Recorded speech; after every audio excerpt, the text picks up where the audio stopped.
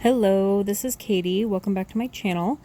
This is Watercolor Wednesday. I'm going to be using this 140-pound cold press watercolor paper from Michaels and this Stettler pen. This style, I'm going to go ahead and link the profile down below of Lee Arisaka. She is on Instagram. The style, I just kind of fell in love with all the stuff that she does, and this kind of comes from her. Not kind of, it really does. And I'm really enjoying doodling with these pens and either watercoloring them in, or in this case we're going to be watercoloring around them. It's not professional by any means, and in a better scenario, after I draw all of these leaves, it would probably be better to use like a masking fluid. I'm just not quite there yet, and I don't really want to, honestly, to cover up all of the leaves and then tape off the edges like I do, and then be able to put like a whole wash of water over it. Maybe someday when I have more time and maybe masking fluid, I will do that, so that it's wet on wet. So if you were to put a whole wash with masking covering all the leaves, and then come in with your color, it would end up more even than my watercoloring here ends up.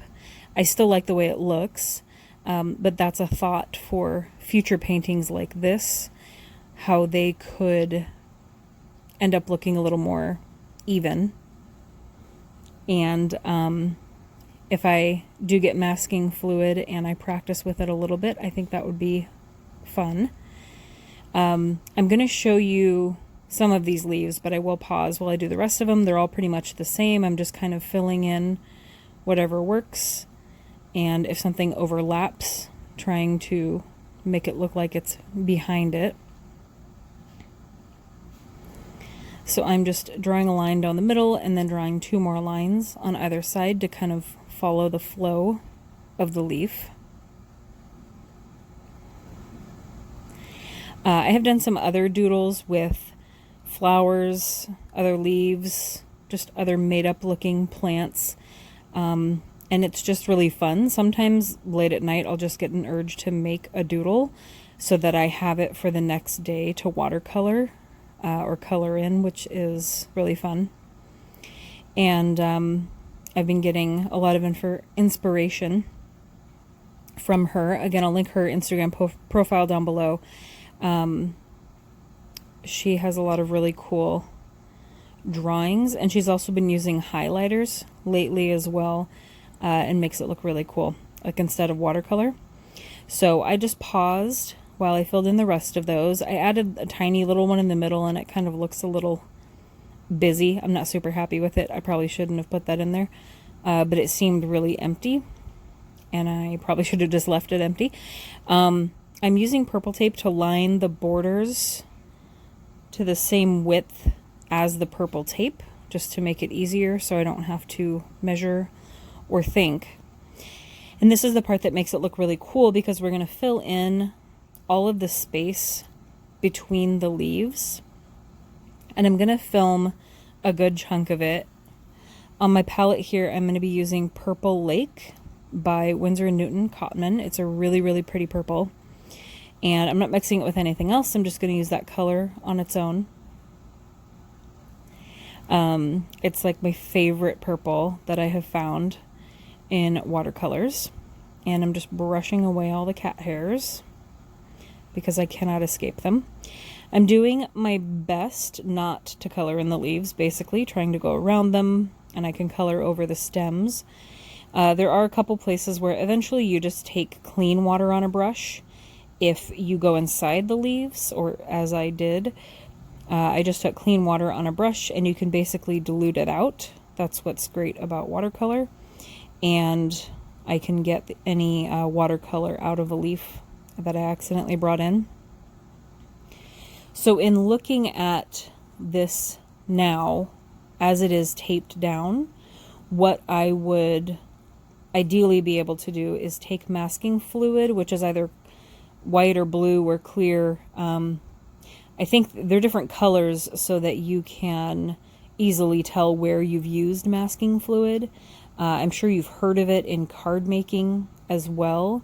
You can use it to mask things. As opposed to cutting out a paper mask, it's essentially fluid that dries and then you peel it up. It becomes kind of rubbery when you're done. You can mask over things for ink blending as well. But in this case, I would use it and mask over all of the leaves. I would probably have a special paintbrush set aside for masking fluid. Because it's kind of like glue, maybe not really. And then run a clean wash of paper over this whole, not a clean wash of clean water, not paper, over the whole piece of paper. And then run some of the purple color over all of that as well, so that it doesn't dry. Like you can see in the lower right where I've been coloring, it dries kind of where I leave the paint. And so it looks a little splotchy. But if everything were masked, then I could just cover the whole sheet very quickly and then have it dry. But then I would have to peel up the mask off of every single leaf, which is kind of the part I don't think I would like, or having to mask every leaf for that matter. Then you'd have a much more even wash of color, and you'd still have the leaves be white, basically. I am going to, at some point soon here, I stop, because basically I stopped filming. I just paused while I finished the rest of it. I just fill in the rest of the space around the leaves. And then I'm actually going to be bringing in a heat gun to make sure that it is all dry, including the edges, so that I can lift up the tape. I see a lot of watercolor people using hair dryers and other things, heat gun if they figured out what that is, because a lot of watercolor people, most of them, are not card makers who do heat embossing, so they aren't aware that there is a heat gun like that. And I felt kind of, excited that I already had something like that to dry or quick dry watercolor as you're painting when you need something to dry. So I've been using my heat gun for that. So I'll just fill in a little bit more here.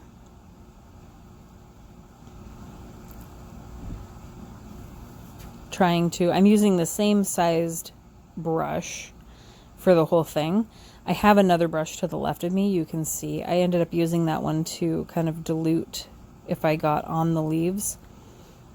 But I probably should have switched around some of the more intricate areas.